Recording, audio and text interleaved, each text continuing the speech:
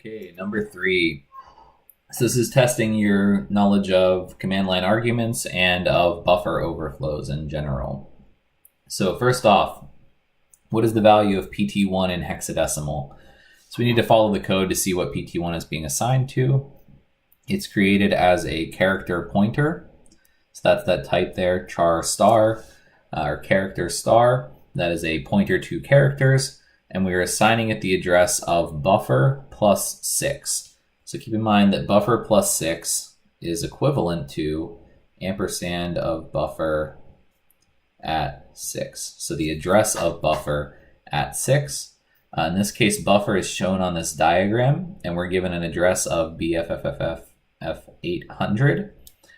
So we want to figure out what the value of PT1 is. We need to do OXBFFFF800 plus the index that we're going to is 6 times the number of bytes per data. And so in this case, the number of bytes per data is going to be 1 because it's a character.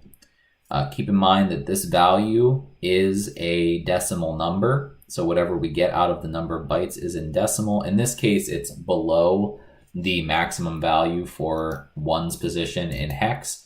It's just 6, so we can just calculate it directly.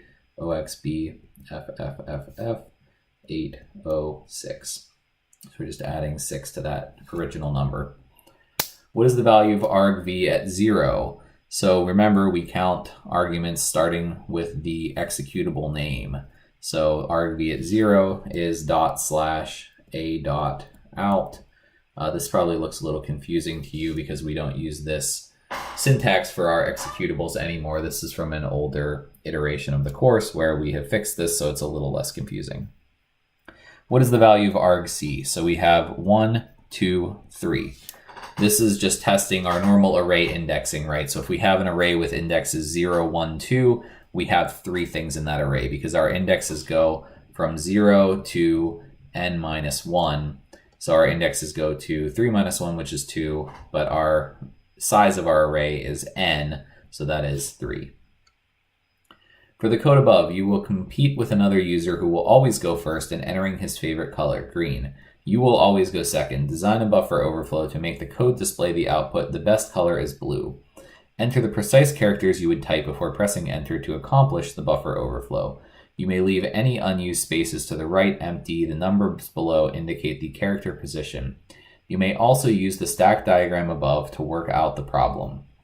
Okay, so we have buffer2, or buffer stored in memory that is going to store 12 characters. We're assigning PT1 to be buffer plus 6. So if we have the number of characters here, 0, 1, 2, 3, 4, 5, 6, 7, 8, 9. We have a few more there we might need.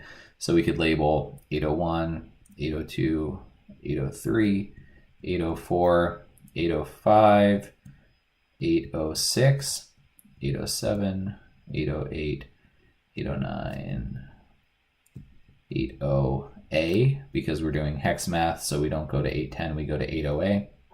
So 806 is where PTR1 is pointing, right? We just calculated that value in part A. So PTR1 is pointing to there. We are not exiting the program, so we're assuming that it's going to copy. So copying argv1 into PT1. So green is always going to get copied into this location. And I'll add an 80B at the end because I was sloppy drawing my diagram. So green is always going to get copied into this location, and that's just from following the fact that PT1 is buffer plus 6, the address that we calculated, and seeing that we're string copying into PT1, so starting at that position, and we're copying argv1, which is green.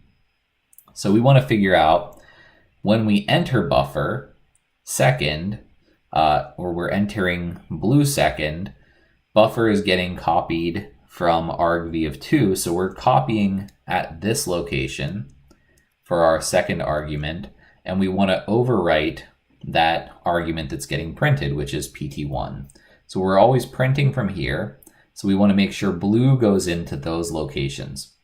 We don't actually care what goes in these top ones, So we can just say we're going to assign 6 characters that are don't cares. And then at that point, we are at the start of PT1, right? Because it's the beginning plus 6. So we can say blue. And then after that point, as long as we enter this in, it's going to end it with quotes and put a null terminator. So we will end up copying over green with blue /0. Even though this n and /0 are there, they're not actually going to get printed because it's going to go to the null terminator and then it's going to stop. So that's our input. We can use that to make sure that it always prints out blue. Okay, next question. Which of the following statements is /r true of command line arguments in general? Circle all that apply. So argc is of type float. That is not true. Argc is of type int, and we can look at the program to verify that. Int argc. Depending on the user entry, argv can be of type string, float, or integer. That is also not true. Argc or argv is always going to be a string type, and again we can see that from the code if we look and see that car star argv is the type of that array. Each of the arguments passed to main is stored in one of argv locations. That is true. Argc holds the total number of command line arguments available to program. That is also true. That's what we had you calculate in the first part of the problem. And argv is an array. That is also true. We can verify those things from the code. You know that argc was holding 3 here, which is the number of arguments to the program.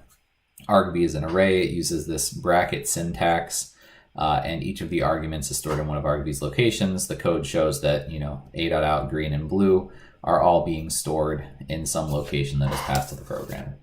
Part F, we don't talk about the heap anymore, so just ignore that problem.